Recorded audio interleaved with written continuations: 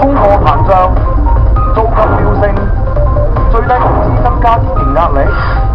繼早前有網吧以及連鎖麵包店相繼因為抵受唔住經營成本上漲而導致結業之後，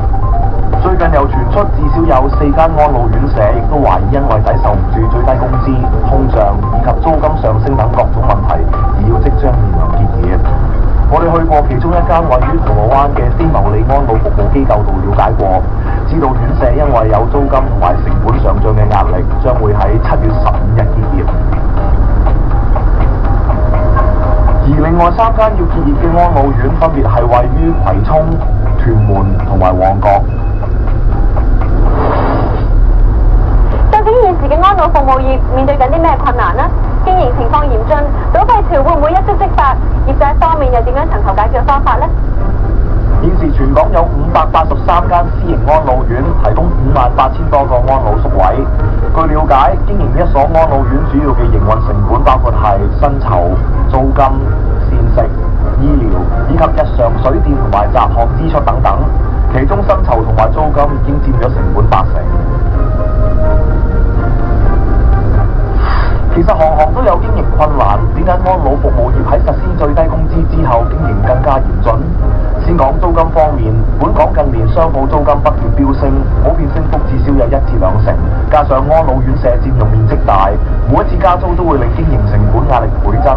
而且就算要揾地方搬一啲都唔容易。一嚟要交通方便就腳，方便親人探望長者；二嚟院舍最好位於低層嘅位置，方便長者上落。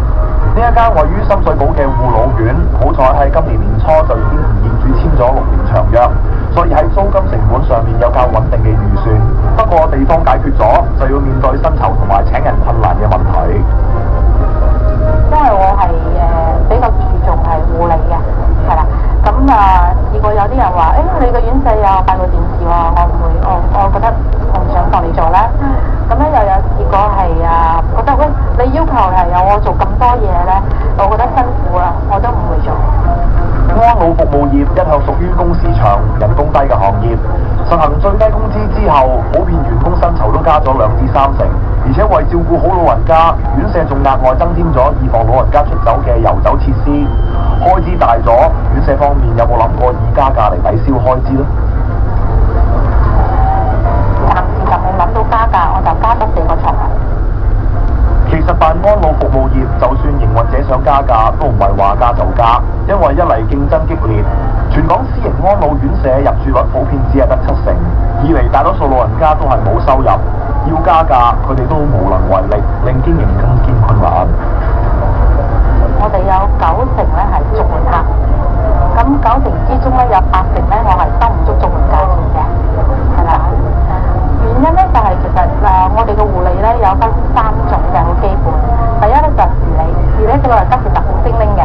即係因為屋企人冇屋企人照顧啦，佢哋自己一個人，所以咧佢哋又需要去飲下茶啊，就買下自己中意啲少少啲嘢，咁咧就需要零用金嘅，所以咧就收唔足。另外有啲長者嘅家人可能因為屋企有經濟困難，所以會扣起長者部分嘅綜援金，令到院舍收唔足長者每個月應有嘅生活費。辛苦經營，人工都照加，不過而家請人反而仲難咗喎。有啲院舍就流失咗年輕嘅員工，換嚟嘅係長者照顧長者嘅情況。所以有啲行業咧係坐喺度，即係唔需要付出一個體力勞動咁辛苦搬抬啊、轉身啊、換片啊，咁佢都已經有28蚊啦。咁變咗咁嘅情況底下咧，就流失咗一啲熟手嘅，甚至係比較即係中年或者係壯年啲嘅一啲照顧員。咁28蚊我點解唔揀一份即係我舒服啲嘅工作啊？我舒服啲，我咪揀一份坐喺度都有28蚊嘅，咁啊就加重咗呢一個行業嘅人力資源嗰個流失啊！法例對買位嘅院舍係有人手比例限制，所以院舍係唔可以隨意裁減人手嚟減低人力開支。租金加量要出，咁第二啲地方又可唔可以慳啲嚟減低營運壓力呢？通脹咧呢個行業咧飯都關事嘅，因為衣食住行買嘅食物啦、用嘅材料啦，所有嘅嘢都要加。咁咧就係啲多方面嘅打擊咧，人力資源嘅薪酬提升啦，通脹啦、租金啦，所以而家呢個行業係到咗一個非常之困難嘅一個臨界點嚟嘅。如果安老院舍未能夠做到收支平衡，加上入住率不足，係咪會有越嚟越多嘅安老院會結業離場呢？睇下嗰啲老闆整得幾耐，一計條數係唔掂嘅話，邊個願意去接受一個接本生意啊？據聞到目前為止已經有20幾間安老院因為經營出現咗問題，而喺市場上正物色緊買家。不過反應係無人問津，老有所依，唔想老人家無家可歸。有冇人可以幫到呢一班最無助嘅一群呢？政府係咪可以做一啲嘅補救措施呢？係諗呢個行業，因為大部分都係攞住綜援嘅，做一啲嘅補貼呢，